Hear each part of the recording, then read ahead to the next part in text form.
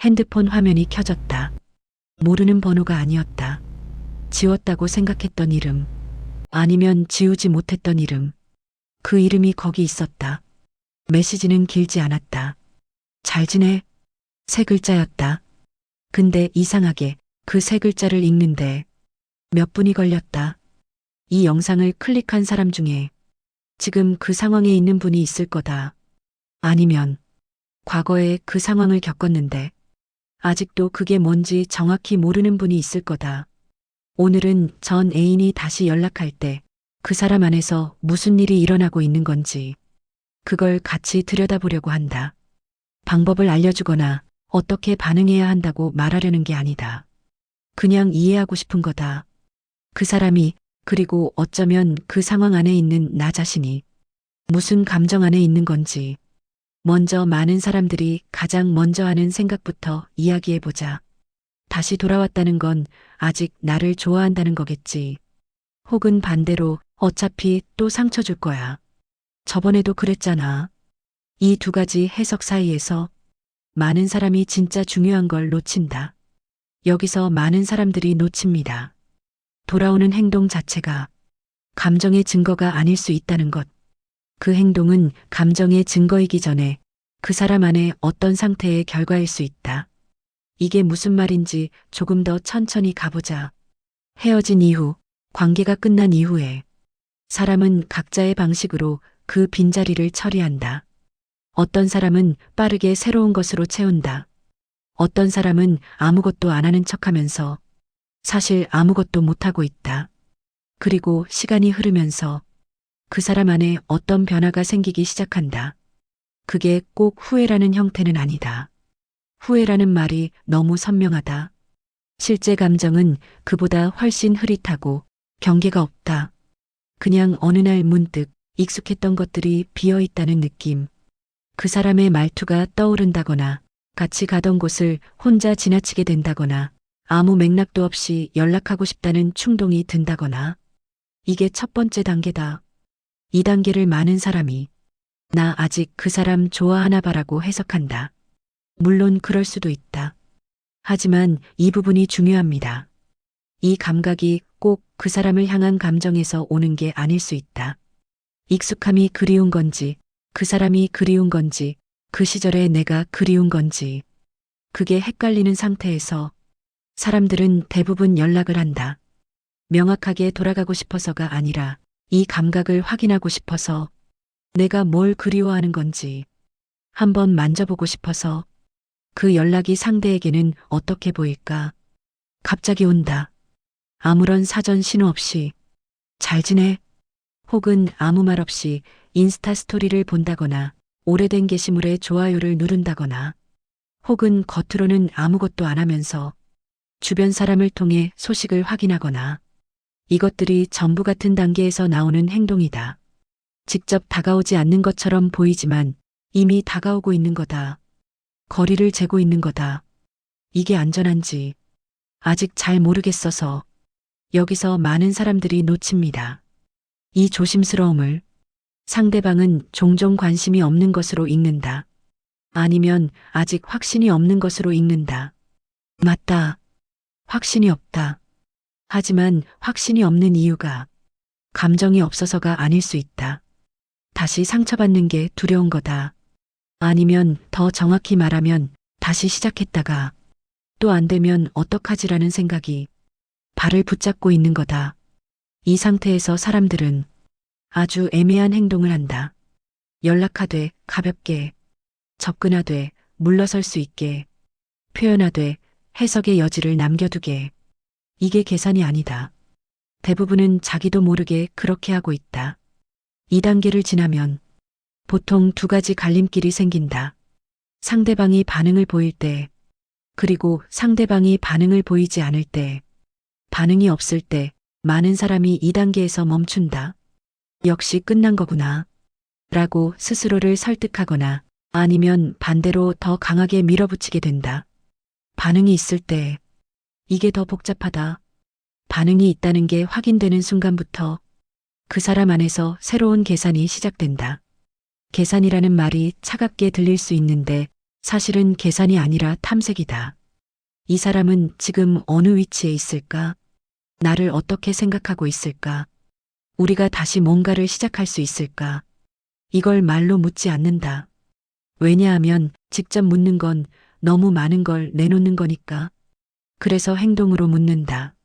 같이 밥 한번 먹자는 말이라든지, 지나가다 생각났다는 연락이라든지, 예전에 같이 봤던 영화 이야기를 꺼낸다든지. 이게 탐색이다. 이걸 이해하면 상황이 다르게 보입니다. 이 탐색의 단계에서 상대방은 사실 두 개의 감정을 동시에 가지고 있다. 돌아가고 싶은 마음, 그리고 돌아가는 게 맞는 건지 확신이 없는 마음. 이 두 가지가 함께 있다. 어느 하나가 더 크다는 게 아니라 둘이 동시에 있는 거다. 그리고 이 상태는 굉장히 불안정하다. 약간의 계기로 한쪽으로 기울었다가 또 다른 계기로 반대쪽으로 기울었다가. 그래서 행동이 일관적이지 않다. 따뜻하게 다가왔다가 갑자기 연락이 없어지거나 확실한 것처럼 행동하다가 모호한 표현을 쓰거나. 이게 거짓말을 하는 게 아니다. 그 사람 안에서 진짜로 흔들리고 있는 거다. 많은 사람이 이 단계에서 도대체 어쩌려는 거야 라는 말을 하게 된다. 당연하다. 그 말이 나오는 건 상대방이 불명확하게 행동하기 때문이고 그게 내 안에도 뭔가를 흔들어 놓기 때문이다. 근데 이걸 한번 다르게 봐보자. 그 모호함이 내 안에 어떤 것을 건드리는 이유는 뭘까? 무관심한 사람이 보내는 모호한 신호는 그냥 모호한 신호로 끝난다. 근데 이 경우에는 끝나지 않는다. 계속 생각하게 된다. 왜 저랬을까? 어떤 의미일까? 어떻게 받아들여야 할까? 이 질문들이 멈추지 않는다면 그건 내 안에도 뭔가가 있다는 거다. 그게 꼭 감정이라는 이름을 가진 건 아닐 수 있다. 그냥 아직 정리가 안 된 무언가. 이 부분이 중요합니다. 전 애인이 돌아오는 상황에서 우리는 보통 그 사람의 감정을 읽으려 한다. 저 사람이 진짜로 원하는 게 뭔지, 이번엔 진짜인지 아닌지. 근데 그러면서 내 안의 상태를 보는 걸 잠깐 멈추게 된다. 나는 지금 어떤 상태인가?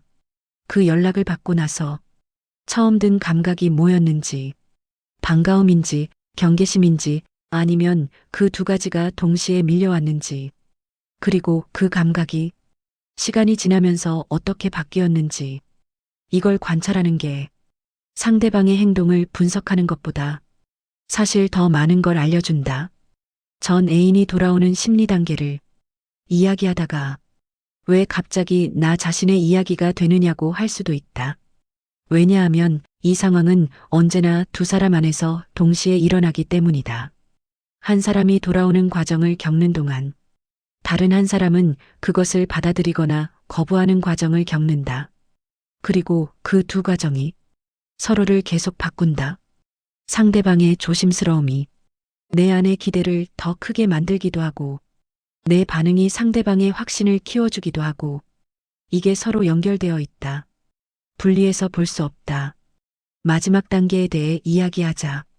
어느 정도 탐색이 이루어지고 나면 그 사람은 결국 어떤 순간을 만들게 된다. 직접적으로 이야기를 꺼내는 순간, 우리 다시 만나볼 수 있을까? 혹은 그 말을 하지는 않지만 그 말이 분명히 들어있는 상황. 이 순간이 왔을 때 많은 사람들이 여기서 놓칩니다. 이 순간이 그 사람이 완전히 준비가 된 상태에서 오는 게 아니라는 것. 아직도 반반인 상태에서 그냥 더 이상 뒤로 미루는 게 힘들어진 상태에서 그 말이 나오는 거다. 그게 무책임한 게 아니다. 사람이 완전한 확신을 갖추고 나서야 행동할 수 있는 건 아니니까. 근데 이걸 알고 있으면 그 말을 다르게 들을 수 있다. 나 준비 다 됐어가 아니라 나 지금 이게 뭔지 같이 알아가고 싶어에 가까운 말로. 이걸 이해하면 상황이 다르게 보입니다. 돌아오는 행동이 완성된 감정의 도착이 아니라 아직 진행 중인 감정의 표현일 때 그 상황을 대하는 방식이 달라진다. 기대를 조정하게 되는 게 아니라 그냥 조금 더 선명하게 보이게 된다. 그 사람이 어디쯤 있는지, 내가 어디쯤 있는지, 그리고 그 둘이 지금 같은 방향을 보고 있는지, 관계가 한번 끝난다는 건 어떤 식으로든 흔적을 남긴다. 그 흔적이 두 사람 모두에게 남아있다. 다시 연락이 온다는 건 그 흔적이 아직 어느 방향으로든 살아있다는 의미일 수 있다. 그게 꼭 다시 시작해야 한다는 신호는 아니다. 그게 꼭 거절해야 한다는 신호도 아니다. 그냥 아직 정리되지 않은 무언가가 두 사람 사이에 있다는 것. 그리고 그게 어떤 것인지 천천히 확인하는 과정이 있다는 것. 마지막으로 그 연락을 받았을 때, 혹은 그 연락을 보내고 싶었을 때, 그 순간에 가장 먼저 든 감각. 그게 뭔지 기억하는가? 그 감각을 설명하는 말이 있는가?